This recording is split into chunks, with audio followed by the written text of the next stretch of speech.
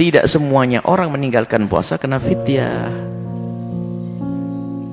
Tidak semua orang meninggalkan puasa kena fidyah. Anda melanggar, Anda dosa karena Anda puasa, itu cukup. Dosa hukuman di akhirat sudah pedih.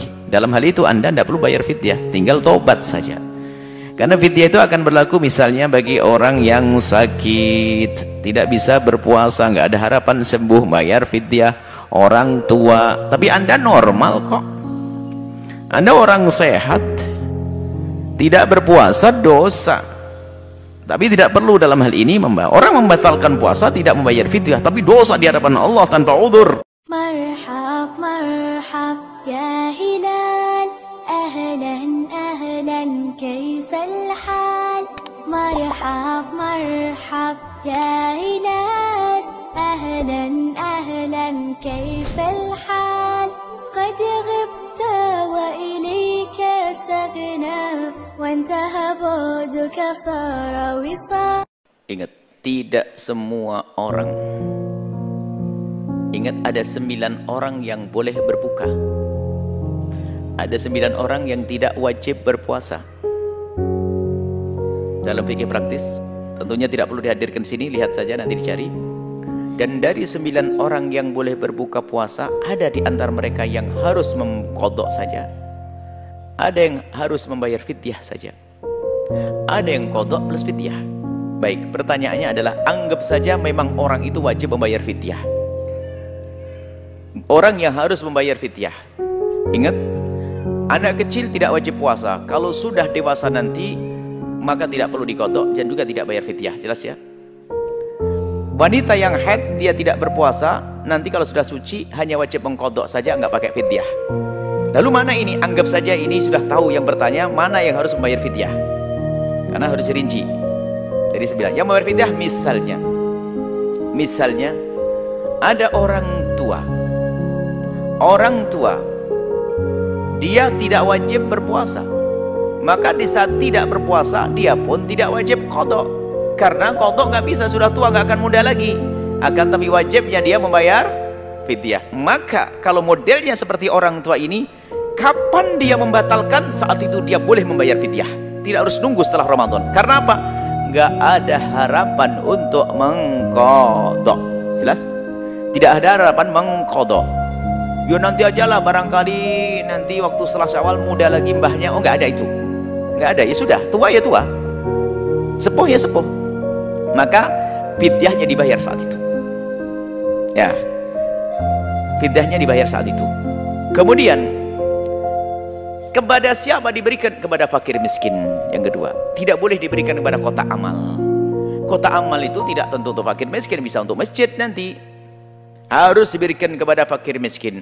Adapun cara memberikannya bisa langsung dan boleh tidak langsung, lewat orang boleh. Jadi tidak boleh ke kota amal dan harus kepada fakir miskin. Itu bagi orang yang tidak berpuasa kemudian dia membayar fidyah. Jadi kapan dia membatalkan puasa, maka saat itu boleh bayar. Kalau memang betul dia harus membayar fidyah, maka harus dipilah dan dipilih. Siapa yang harus bayar fidyah? Balik kepada fikih yang 9 tadi. Fidyah itu tidak semuanya orang meninggalkan puasa kena fidyah. Tidak semua orang meninggalkan puasa kena fidyah. Anda melanggar, Anda dosa karena Anda puasa, itu cukup. Dosa hukuman di akhirat sudah pedih. Dalam hal itu Anda tidak perlu bayar fidyah, tinggal tobat saja. Karena fidyah itu akan berlaku misalnya bagi orang yang sakit, tidak bisa berpuasa, nggak ada harapan sembuh, bayar fidyah. Orang tua, tapi Anda normal kok, Anda orang sehat, tidak berpuasa dosa, tapi tidak perlu dalam hal ini orang membatalkan puasa tidak membayar fidyah, tapi dosa di hadapan Allah tanpa uzur.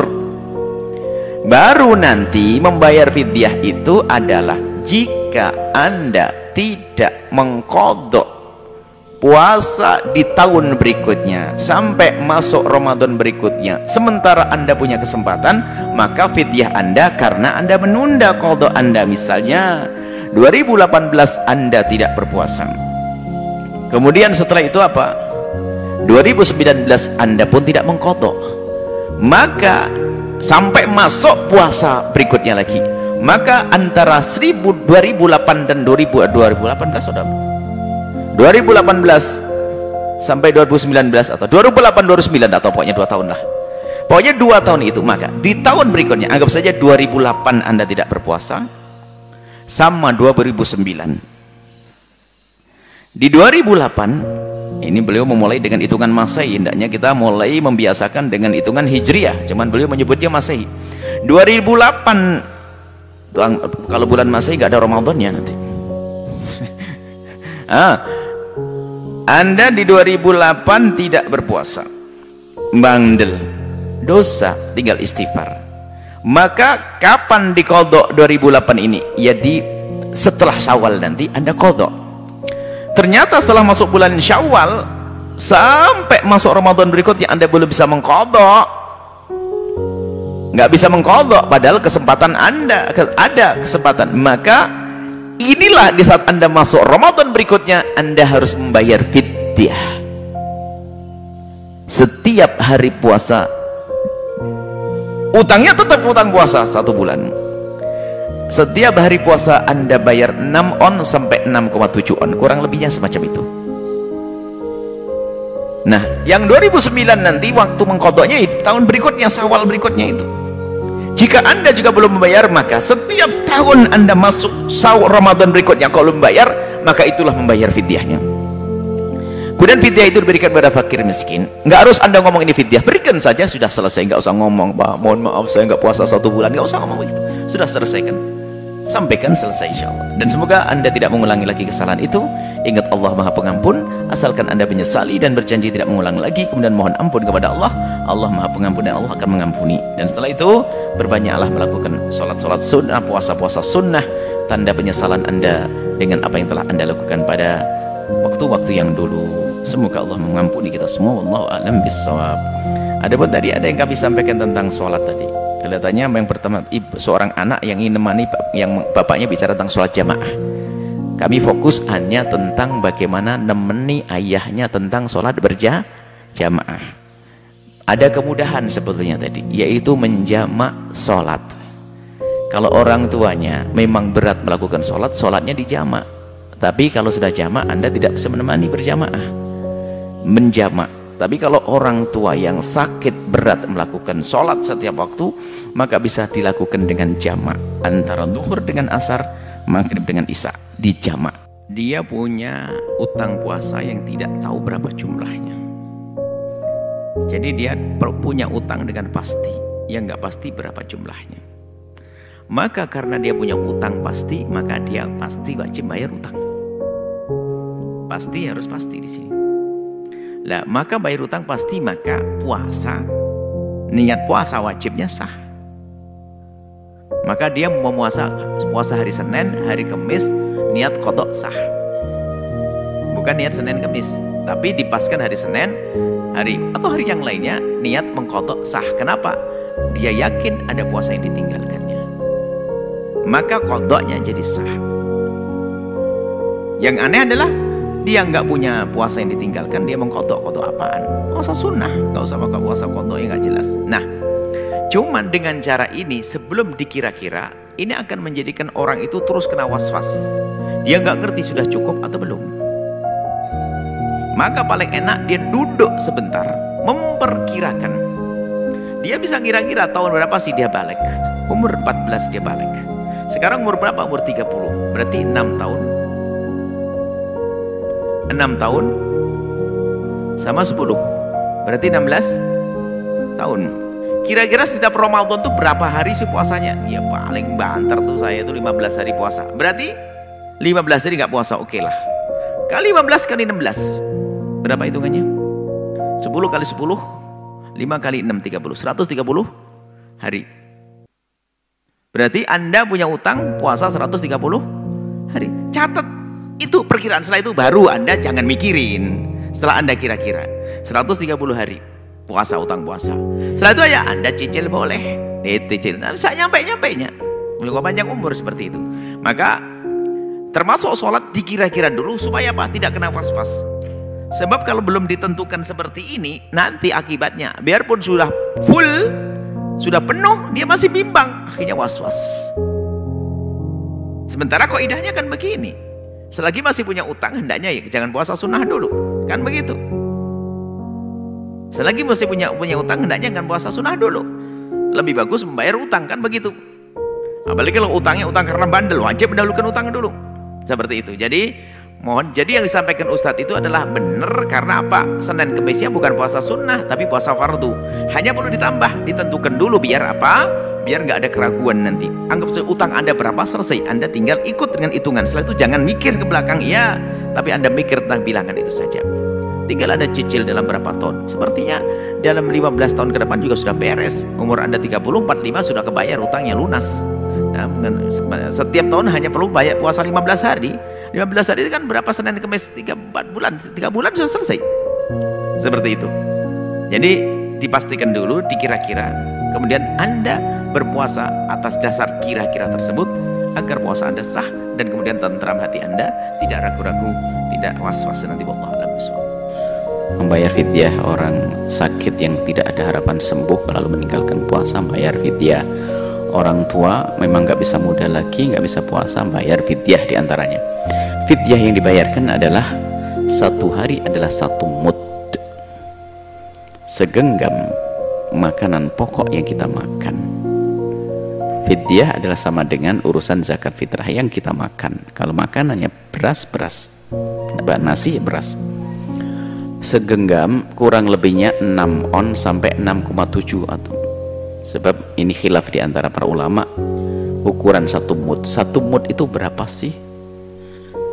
Ada yang mengatakan 5,9 on, ada yang mengatakan 6, ada 6,5. Cuman biasanya kami hadirkan 6,7 on, kurang lebihnya seperti itu. Anggap saja 6 on atau 6,7 on, 7 on deh. Itu yang perlu kita berikan kepada siapa? Kepada orang fakir. Dalam bentuk apa? Dalam bentuk mentahnya, nggak usah dimasak. Karena apa? Jangan ngatur Anda barangnya orang, ya. Kecuali dia minta, masakin saja deh. Karena bisa jadi dia hari ini tidak pengen makan di rumah, mungkin diundang orang, sehingga berasnya bisa dipakai esok hari.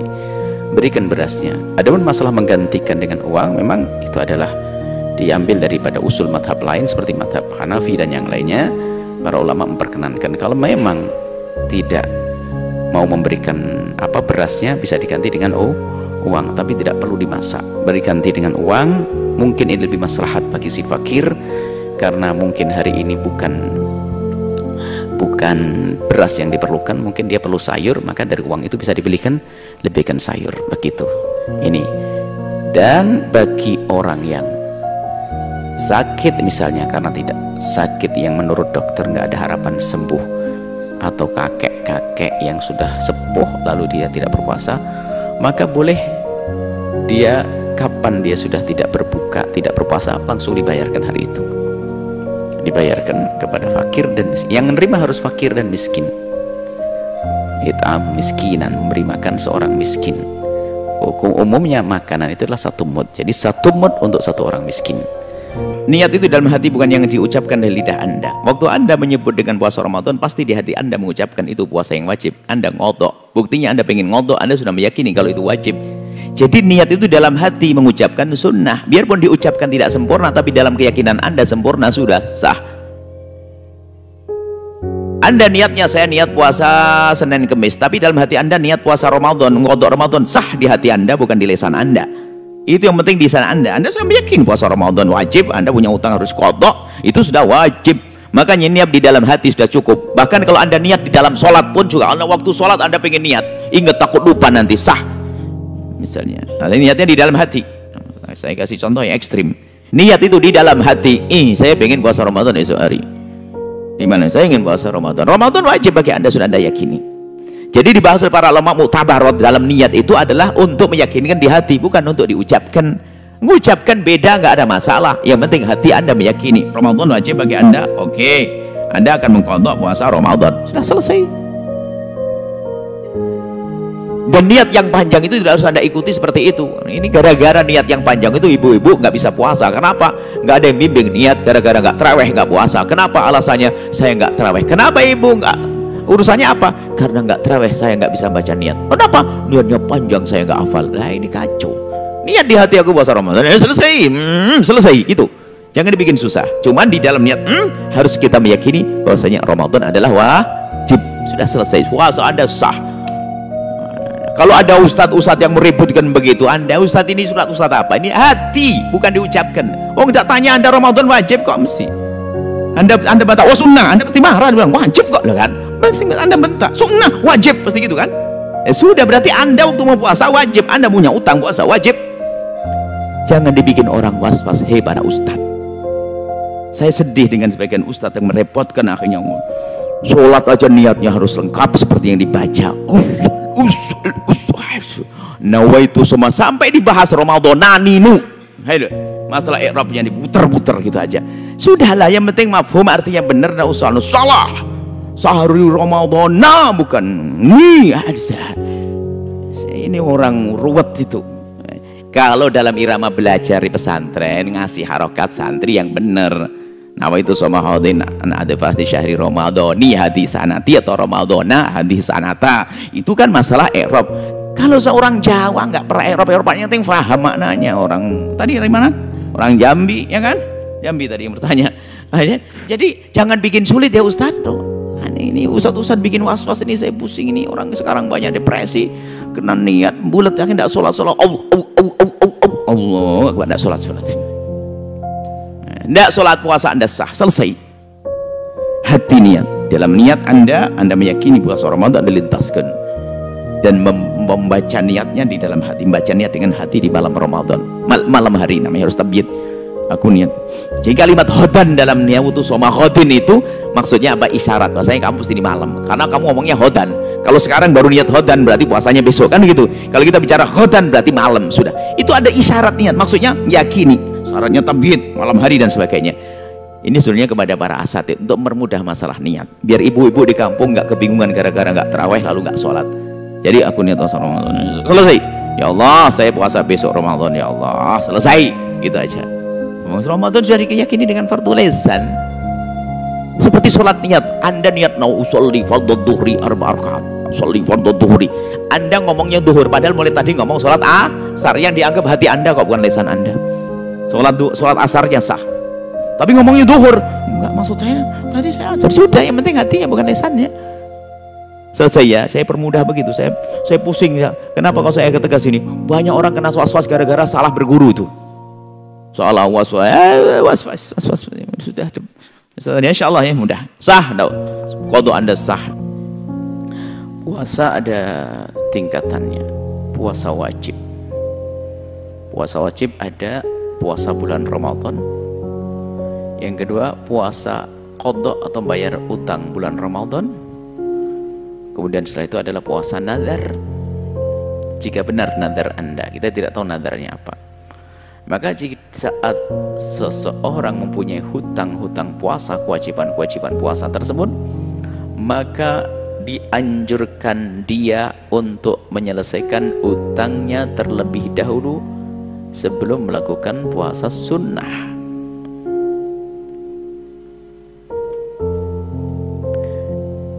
Dan ini sunnah. Jadi ada dua.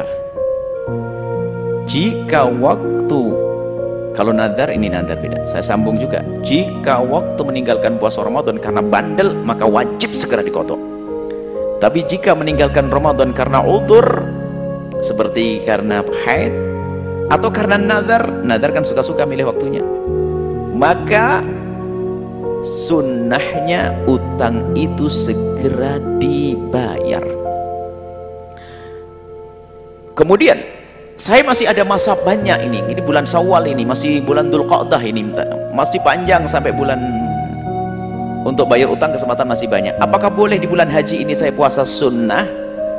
Menurut jumhur ulama, khusus mazhab Syafi'i, boleh Anda melakukan puasa sunnah lalu puasa wajibnya Anda tunda nanti, boleh. Ini menurut jumhur ulama, kecuali Imam Abu Hanifah mengatakan tidak, utang dulu. Jadi Anda boleh mendahulukan sunnah, Anda boleh puasa sunnah tanpa membayar utang terlebih dahulu atau tanpa membayar nazar. Cuma kita beri yang lebih baik. Yang lebih baik adalah bayar utangmu terlebih dahulu, karena bayar utang adalah puasa wajib, dan puasa wajib pahalanya lebih gede, maka dahulukan utangmu. Nah, kemudian pertanyaannya, saya bayar utang atau bayar nazar pas di bulan Dzulhijjah, anggap saja di hari Arafah tanggal 9. Bagaimana niatnya? Anda niat bayar utang, jangan digabung dengan niat, sebab niat sholat, niat puasa fardu tidak boleh digabung dengan yang lainnya. Tapi kalau puasa sunnah boleh digabung dengan puasa sunnah yang lainnya. Misalnya pas di hari Arafah kok hari Kamis, Anda gabung dua-duanya boleh. Kalau sholat enggak, sholat rawatib dengan rawatib enggak boleh digabung. Tapi kalau puasa sunnah yang sama-sama ditentukan waktunya, hari Kamis puasa dikukuhkan, hari Arafah dikukuhkan, kok pas bareng, Anda boleh puasa dua niat. Saya niat puasa Arafah dan puasa Senin Kamis boleh. Tapi kalau Anda nadar, Anda gabung, saya membayar niat puasa nadar sama puasa Arafah, nggak sah. Kalau Anda puasa fardunya, maka Anda niatnya cukup membayar fardu. Ya Allah, aku besok mau puasa nadar.